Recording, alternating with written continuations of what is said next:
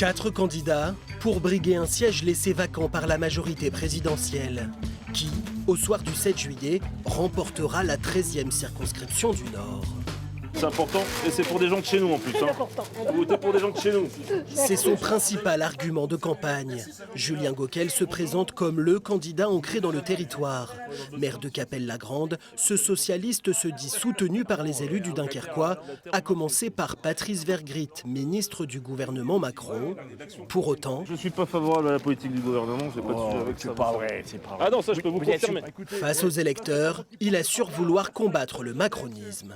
Je suis un homme de gauche, mais un homme de territoire également. C'est pour cela que vous avez Patrice Vergrit et un certain nombre de maires de toute sensibilité politique qui me soutiennent aujourd'hui. Et c'est dans le sens, effectivement, de se dire attention, le RN vote contre le bus gratuit sur ce territoire. Le RN vote contre la transition industrielle et donc l'activité portuaire sur ce territoire. Donc c'est aussi une menace.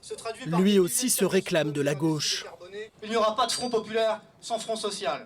CPE dans un collège, l'insoumis Damien Lacroix a été investi par le nouveau Front populaire. Mobilisé ce jour-là aux côtés des cheminots, il entend notamment défendre les services publics. Il y a un vrai risque, celui du passage du Rassemblement national au pouvoir.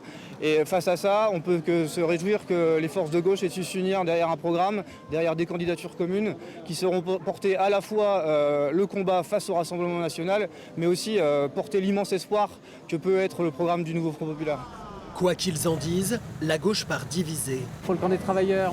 Professeur de lettres, Clément Bézine porte les couleurs de lutte ouvrière. Il mène campagne à la sortie des usines, comme ici à ArcelorMittal. Il faut qu'on vote pour nos intérêts de travailleurs. Il ne faut pas qu'on vote pour des politiciens qui font des promesses à chaque élection. Et puis au final, ils sont tous au service du grand patronat.